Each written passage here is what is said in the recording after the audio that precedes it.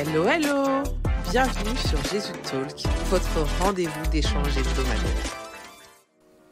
As-tu déjà tenté de fuir une responsabilité, un défi qui te paraissait insurmontable?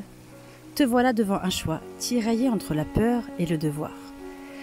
C'est une situation que Jonas, un homme ordinaire mais choisi par Dieu, a connue. Il était un prophète, un homme choisi par Dieu pour transmettre ses messages à son peuple.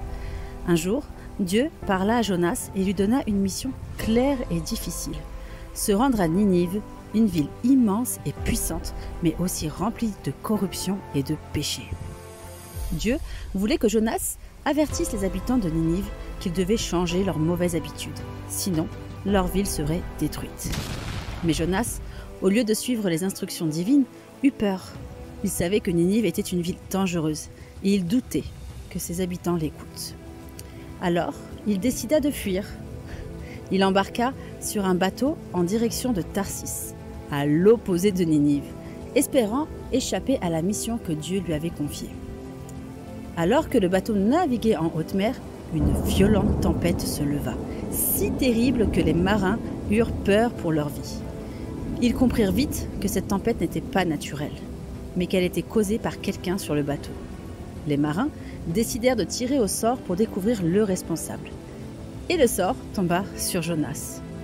Jonas avoua sa faute et leur dit « Je suis en train de fuir la mission que Dieu m'a donnée. Si vous me jetez à la mer, la tempête s'apaisera. » Bien que réticents, les marins n'avaient pas d'autre choix. Ils prièrent, implorant pardon, puis jetèrent Jonas par-dessus bord. Dès que Jonas toucha l'eau, la mer se calma. Mais pour Jonas, le danger n'était pas encore passé. Alors qu'il plongeait dans les profondeurs de l'océan, un immense poisson, envoyé par Dieu, l'avala tout entier. Jonas se retrouva dans le ventre du poisson, vivant mais piégé dans une obscurité totale. Il resta dans cet étrange refuge pendant 3 jours et 3 nuits. Pendant ce temps, Jonas priait. Il comprit qu'il ne pouvait fuir la volonté de Dieu et que même dans les ténèbres du ventre du poisson, il n'était pas abandonné. Il remercia Dieu pour sa miséricorde et demanda une nouvelle chance de faire ce qui était juste. À la fin du 3e jour, Dieu entendit la prière de Jonas et ordonna au poisson de le recracher sur la terre ferme. Cette fois, Jonas n'hésita plus. Il se rendit à Ninive et annonça le message que Dieu lui avait confié. Encore 40 jours et Ninive sera détruite. À sa grande surprise, les habitants de Ninive, du plus humble au plus puissant, prirent ces paroles très au sérieux.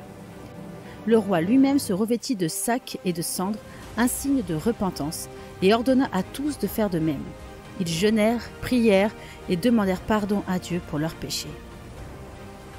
Dieu, voyant leur sincérité et leur désir de changer, décida d'épargner la ville. Ninive fut sauvée. Mais Jonas, lui, n'était pas satisfait. Il s'installa en dehors de la ville, en colère, contre la miséricorde de Dieu. Il pensait que Ninive méritait d'être détruite. Dieu, dans sa sagesse, fit pousser une plante au-dessus de Jonas pour lui offrir de l'ombre.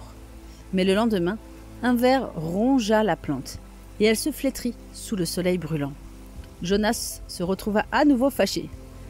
Alors Dieu lui parla. « Tu te soucies d'une plante qui a poussé et qui est morte en une nuit ? Alors pourquoi ne devrais-je pas me soucier de Ninive, une grande ville avec plus de 100 000 personnes qui ne savent pas distinguer leur main droite de leur main gauche ?»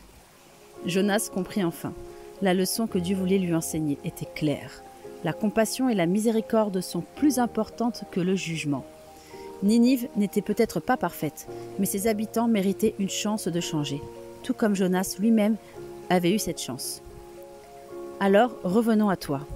Combien de fois as-tu tenté de fuir une responsabilité, un défi que tu jugeais trop grand pour toi? Comme Jonas, peut-être que la véritable question n'est pas de savoir si tu peux fuir, mais plutôt si tu es prêt à accepter que certains défis nous révèlent des vérités plus grandes que nos peurs. On espère que ce podcast t'a aidé à mieux comprendre cette histoire de la Bible. Dis-le nous en commentaire, ça fait toujours plaisir. Et si tu veux faire grandir ta relation avec Jésus, n'oublie pas de t'abonner pour ne rater aucun de nos épisodes inspirants. Retrouve-nous également sur Instagram pour des astuces, des conseils pour ta vie de prière, pour méditer la Bible et des encouragements pour booster ta foi. Sois béni. On se retrouve la semaine prochaine pour une nouvelle exhortation. Passe une belle semaine avec le Saint-Esprit.